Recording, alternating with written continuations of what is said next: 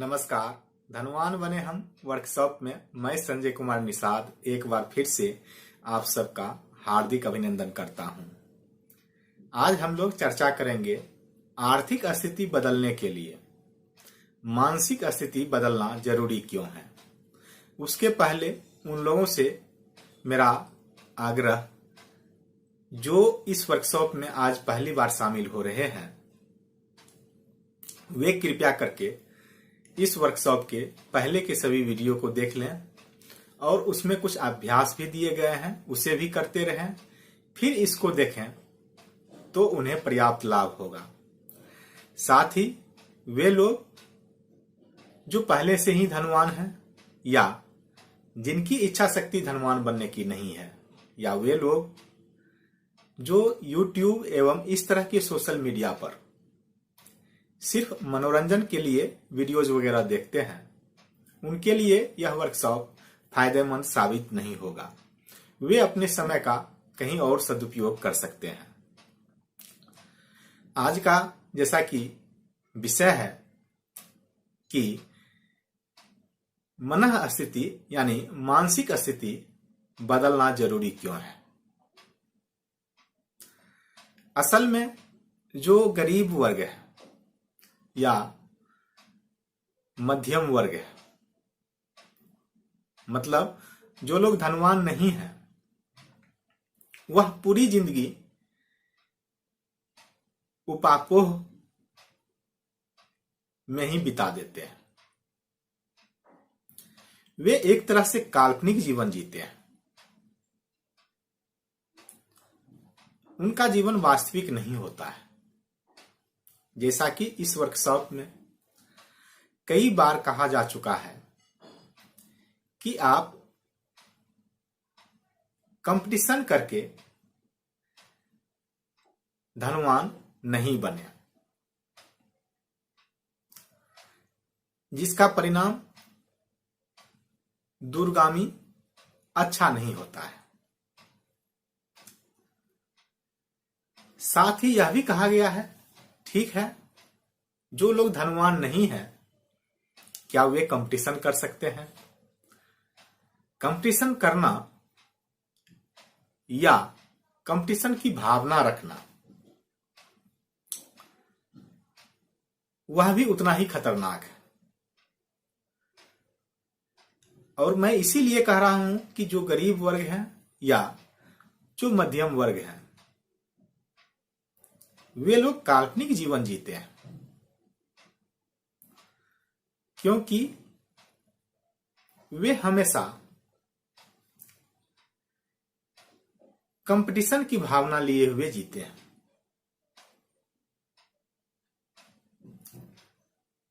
उनका कंपटीशन अपने आसपास के लोगों से ही रहता है, आसपास के परिवारों से ही रहता है। असल में उनकी मानसिक स्थिति जो होती है कि लोग क्या कहेंगे,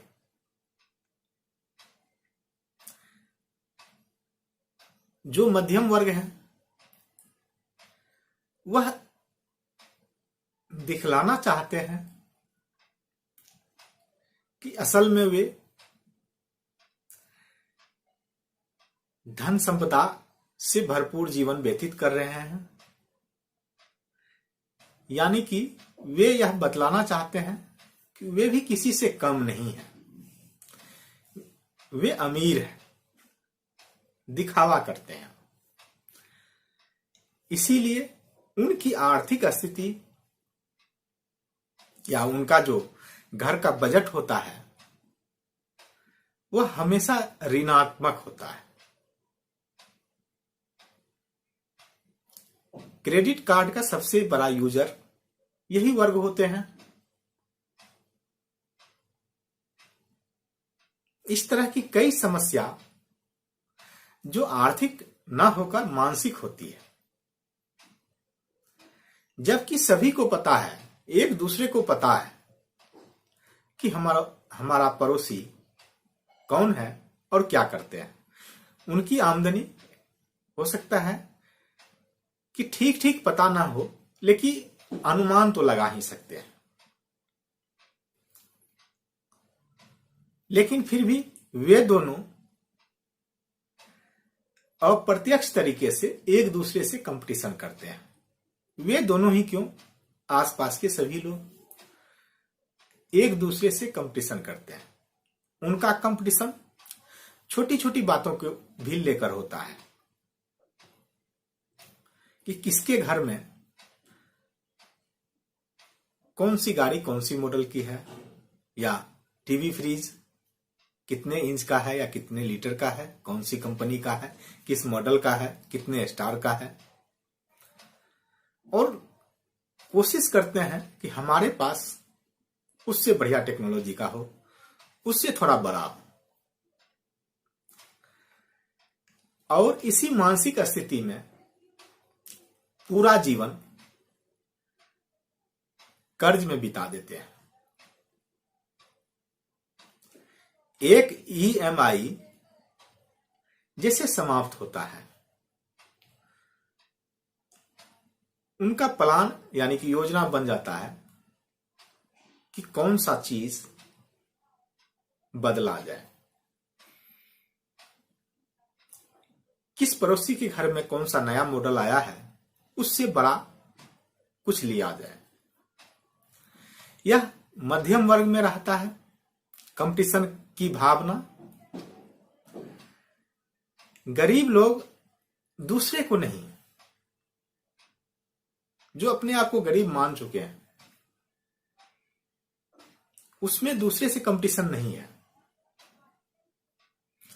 उसमें कंपटीशन स्वयं से है।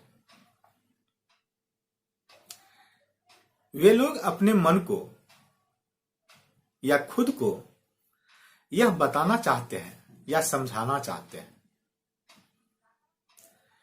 कि भले ही वह गरीब हो, लेकिन वह आर्थिक मामले में उदार है, खर्च के मामले में वह किसी से कम नहीं है। चाहे जितना उधार लेना हो, जो भी कर्ज लेना हो, उसे लेकर भी वे खुद को मनाएंगे। खुद को मनाने के तरीके कई होते हैं। जो खर्चे जायज तरीके से हो सकते थे, उसे भी वह बढ़ा चढ़ाकर करते हैं। अमीर होना एक दिन का काम नहीं होता, और कोई डायरेक्ट अमीर हो भी नहीं सकता। यह कोई बिजली का स्विच नहीं है कि उससे दबा दें बल्ब जल जाएगा। ऑन ऑफ का यह बटन नहीं है। किसी भी वर्ग से, चाहे वह गरीब हो या मध्यम वर्ग हो, वहां से व्यक्ति अमीर वर्ग यानी कि धनवान बन सकते हैं, बने भी हैं, और सभी वैसे ही करते हैं। यह पहले भी बताया जा चुका है, और यह हम सब भी जानते हैं कि कोई भी जो धनवान अभी हैं, या तो प्रथम पीढ़ी में जो है, तो वो तो उनके बारे में सब जानते हैं कि वह नीचे से मेहनत करके वहां पहुंचे हैं, या जो अभी परिवार जो धनाढ्य है, अमीर परिवार है, उनके पूर्वजों में कोई न कोई तो अपने आप को वहां से निकाले हैं, जहां आज एक बहुत बड़ी आबादी है। तो ऐसा नहीं है कि वहां से लोग नहीं गए हैं। गरीब व्यक्ति धनवान नहीं बन सकते हैं, बन सकते हैं, बशर्ते उनकी मानसिक स्थिति धनवान बनने की हो।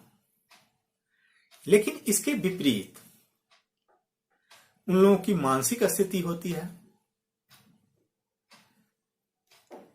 जब आप इस वर्कशॉप में यहां तक सुने हैं या सुन लेंगे, तो आपको यह एहसास भी होगा, या आप जानते भी होंगे, या आप जान जाएंगे कि कोई भी वस्तु असल में दो बार बनाई जाती है, या कोई भी घटना दो बार घटित होती है। एक बार अप्रत्यक्ष रूप से किसी के मस्तिष्क में, और दूसरी बार प्रत्यक्ष रूप से सामने। तो स्वाभाविक है यह नियम धनवान बनने पर भी लागू होगा। अगर उस पर लागू होगा तो धनवान बनना भी दो बार घटित होगा। एक बार हमारे मन में, हमारी मानसिक स्थिति में। जब तक हम अपने मन को, अपने मस्तिष्क को धनवानों की तरह नहीं बनाएंगे, तब तक धनवान नहीं बन सकते हैं। लेकिन उसके तरह बनाने के लिए हमें कुछ चीजों को, कुछ मान्यताओं को छोड़ना पड़ेगा। यहां तक तो चर्चा कई बार कर चुके हैं। एक आज खास कारण पर चर्चा करेंगे, जो बहुत बड़ा कारण होता है। सब लोग इसे जानते भी हैं, लेकिन सिर्फ जानना काफी नहीं होता है। जब जानकर उस पर अमल नहीं करेंगे, अगर उसे भूलना हो या छोड़ना हो, अगर उसे नहीं छोड़ेंगे, तो फिर वह जानना और नहीं जानना दोनों बराबर है। जैसे किसी सिगरेट पीने वाले को, जो नहीं पीता है, वो कई बार समझाता है कि इसे पीने से ये बीमारी होती है, स्वास्थ्य अच्छा नहीं रहता है, आसपास के लोगों का भी स्वास्थ्य खराब होता है। लेकिन आपको क्या लगता कि जो सिगरेट पीता है, या जो धूम्रपान करता है, या जो इस तरह का नशा करता है, क्या उसे पता नहीं है? जबकि खुद वह उसका उपभोग कर रहा है, वह महसूस भी करता है, फिर छोड़ता क्यों नहीं? अगर नहीं छोड़ता है तो फिर आपके कहने से क्या फायदा? कोई फायदा नहीं है। उतना तो वह जान ही रहा है, जानता भी है। उसी तरह हम सब जान रहे हैं, लेकिन यहां इसलिए बताया जा रहा है, यह बताना आवश्यक है, उसे छोड़े बगैर आप धनवान नहीं बन सकते हैं।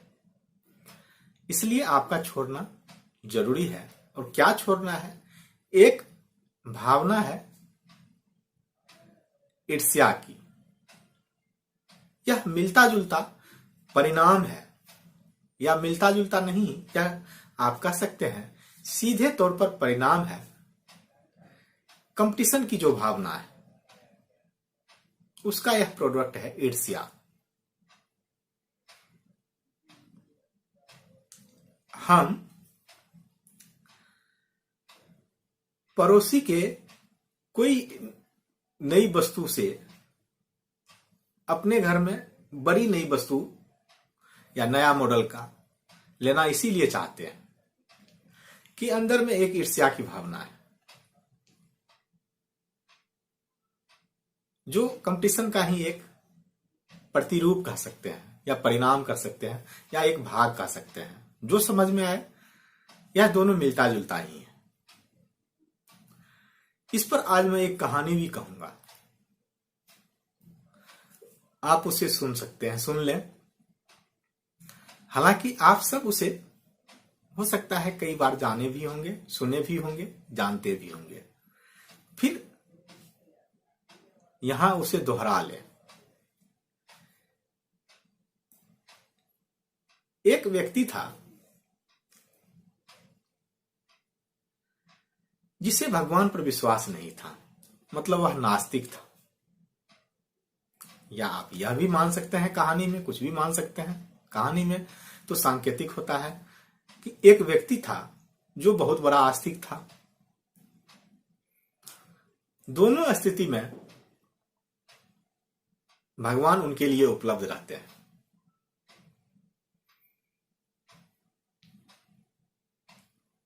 वह व्यक्ति वास्तव में गरीब था और मान ले कि वह बहुत बड़ा आस्तिक था, तो भगवान को उन पर दया आ गई कि हमारा यह भक्त है और बहुत बड़ा आस्तिक है, यह बहुत दयनीय हालत में है, इसकी स्थिति सुधार आ जाए।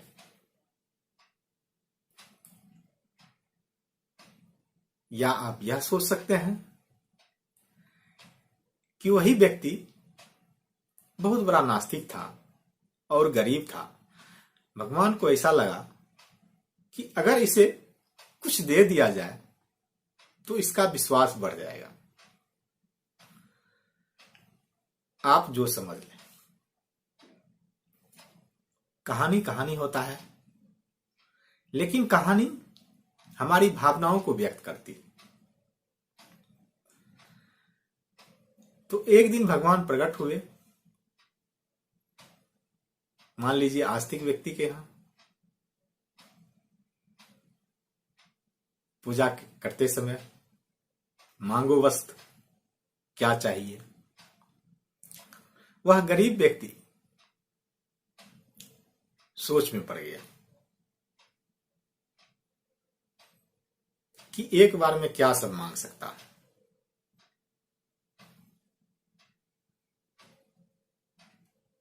उसने कहा कि भगवान, अगर आप मुझ पर खुशी हैं तो आप ऐसा वरदान मुझे दें कि जब मुझे जिस चीज की आवश्यकता हो जाए मैं आपसे मांग लूं। अभी एकाएक आपसे क्या मांगू यह मेरे समझ में नहीं आ रहा है। भगवान जी जब स्वयं उसे देना चाह रहे थे तो इसमें मना ही क्या था। भगवान बोले तथास्तु, जब तुम्हारी इच्छा हो गई मांग लेना, लेकिन उसके साथ एक कंडीशन है, एक शर्त है। शर्त ऐसा होगा कि तुम जो भी मांगोगे तुम्हें तो वह मिलेगा ही, लेकिन साथ में तुम्हारे आसपास जितने पड़ोसी हैं उनको तुमसे दुगुना मिलेगा। यह तुम्हारे ध्यान में रहे।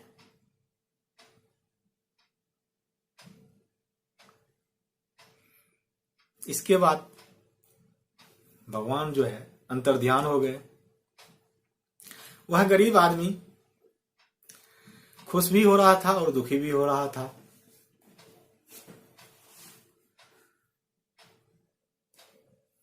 उसमें जैसा कि अभी चर्चा भी हो रही थी कि कंपटीशन की भावना तो रहती ही है, ईर्ष्यालु भी होते हैं। यही सोच के मंदिर से घर की तरफ आ रहा था, घर क्या झोपड़ी की तरफ आ रहा था, तो मन में ख्याल आया कि एक बार टेस्ट कर लिया जाए, जांच कर लिया जाए कि वाकई में जो भगवान मुझे वरदान दिए हैं वह सच भी होता है या यूं ही कोई बहुरूपिया मुझे ठग गया हो। उन्होंने तुरंत ईश्वर को याद किए कि भगवान जी, आपने मुझे वरदान दिया था कि जब भी मुझे आवश्यकता होगी मैं मांग लूं आपसे। तो अभी मैं मांग रहा हूं कि हमारे झोपड़ी के जगह पर एक सुंदर महल तैयार हो जाए।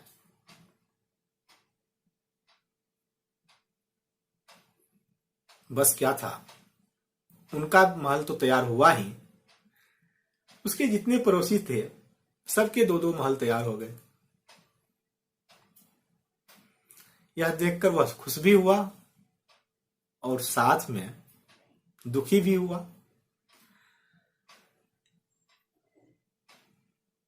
फिर उन्होंने धीरे धीरे मांगता गया कि हमारे पास एक संदूक में खजाना भरा हो, जिसमें हीरे जवाहरात हो। ईश्वर की कृपा से उनके घर में एक संदूक भरा, बाकी सभी के घरों में दो दो संदूक।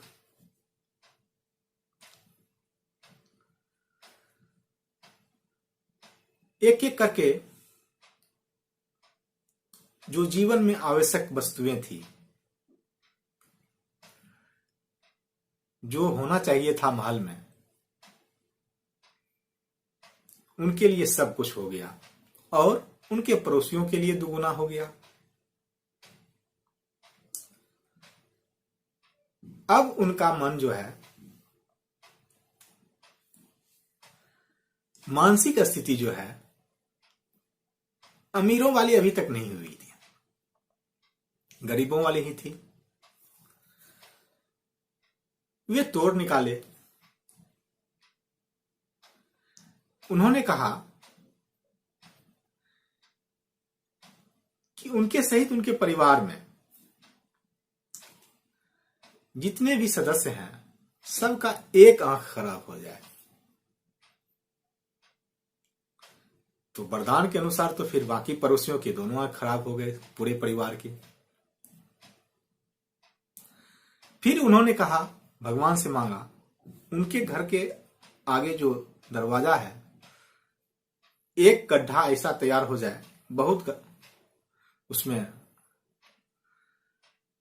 गहराई हो, ताकि कोई निकल नहीं सके उससे। फिर क्या था, सारे पड़ोसियों के आगे दो दो गड्ढे, उनके आगे भी एक गड्ढे हुए। फिर वह भगवान से मांगे कि मेरा परिवार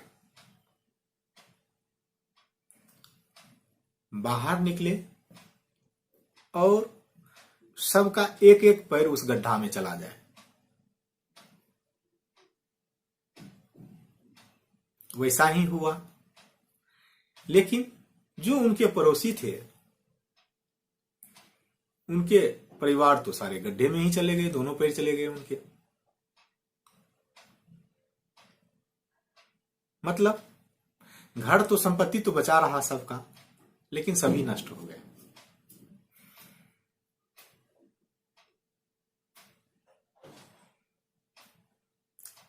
यह भावना हालांकि कहानी में काल्पनिक है, लेकिन इस तरह का आप समाज में देख सकते हैं, जो यह दोनों वर्ग पूरी जिंदगी इसी मानसिक स्थिति में रहते हैं।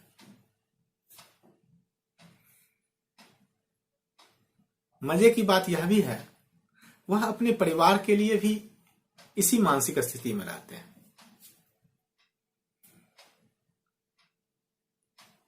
वे चाहते हैं, प्रेम भी रहता है सबसे, परिवार वालों से, रिश्तेदारों से, लेकिन वे यह नहीं चाहते हैं कि कोई उनके सर्किल से बाहर चला जाए, मतलब पर्याप्त सफलता हासिल कर ले। इसीलिए जब कोई सफलता की बात उससे करेंगे या आगे निकलने की बात करेंगे, आगे बढ़ने की बात करेंगे, तो वे हतोत्साहित करेंगे। उनकी मानसिक स्थिति वैसी है, वह एक पैटर्न बन चुका है उनके सोचने का।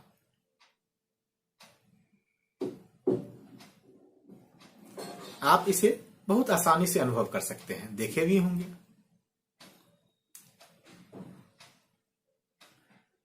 जबकि धनवान बनने के लिए इस भावना को त्यागना पड़ेगा। जो यह ईर्ष्या की भावना है या देखने और दिखाने की भावना है, जब भी कुछ करने की बात होती है, लोग क्या कहेंगे, यही भावना रहती है। अभी आप सुपरमार्केट जाते हैं या बड़े बड़े बाजार जाते हैं या जो बड़े बड़े उद्योगपति हैं, धनिया मिर्ची भी बेच रहे हैं। ठीक है, उसका चैनल अलग है, लेकिन काम तो वही कर रहे हैं। उनको लोग कुछ नहीं कहते हैं या उन्हें कोई इस बात की फिक्र नहीं है कि हमारा बिजनेस किस चीज का है।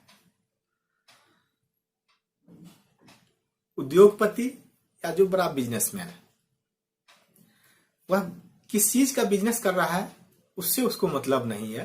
वह अपने बिजनेस को विस्तार कितना कर रहा है, इससे उनको मतलब होता है।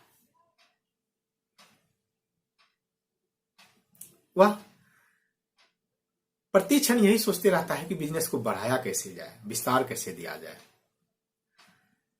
ऐसा नहीं कि सभी डायमंड का ही बिजनेस करेंगे। अगर बहुत पैसा है तो डायमंड का ही बिजनेस करेंगे, ऐसा नहीं है। हो सकता है उनका एक डायमंड का भी बिजनेस हो, लोहे का भी बिजनेस होगा, नमक का भी बिजनेस होगा। उससे लोग भी कुछ नहीं करेंगे। उनका कंपटीशन होता है बिजनेस को बढ़ाने में, ना कि घर में वस्तुओं को दिखाने में। शुरुआत तो कहीं न कहीं वह नीचे से ही की है, लेकिन जब तक इन बातों को आप भूलेंगे नहीं, इन बातों को छोड़ेंगे नहीं, तब तक आगे नहीं बढ़ सकते।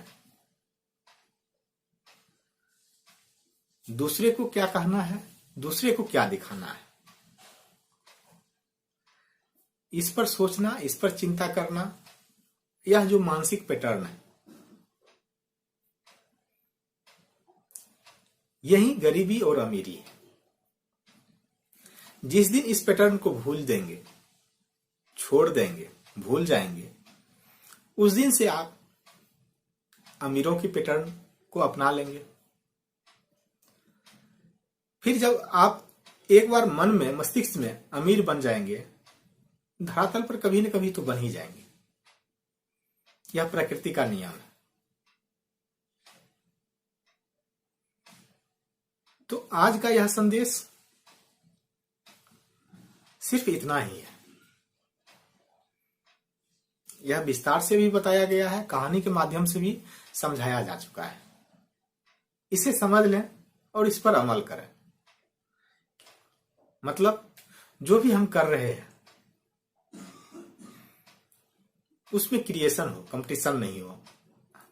हम ईर्ष्यालु नहीं हो या हम आसपास के लोगों से प्रतियोगिता नहीं करेंगे। हम आगे निकल जाएंगे। जब आगे हम बढ़ जाएंगे तो अपने आप है कि उन लोगों से हम बेहतर हो जाएंगे। तब हमें दिखाने की आवश्यकता नहीं होगी हमारे पास कौन सी मॉडल की गाड़ी है, कितने की है, कैसा घर है। लेकिन अगर शुरू में दिखा लेंगे और दिखाते रहेंगे तो सब दिन यही 19-20 का अंतर रहेगा। कभी पड़ोसी आगे तो कभी हम आगे। ऐसा नहीं करना है। अगर धनवान बनना है तो, नहीं बनना है तो फिर सभी लोग लगे हुए हैं दुनिया में, सारे लोग ऐसे ही लगे हुए हैं, हम सब भी उसमें लग जाएंगे। तो आज का संदेश बस इतना ही। यहां तक सुनने के लिए, यहां तक देखने के लिए और यहां तक साथ देने के लिए आप सबों का धन्यवाद, धन्यवाद, धन्यवाद।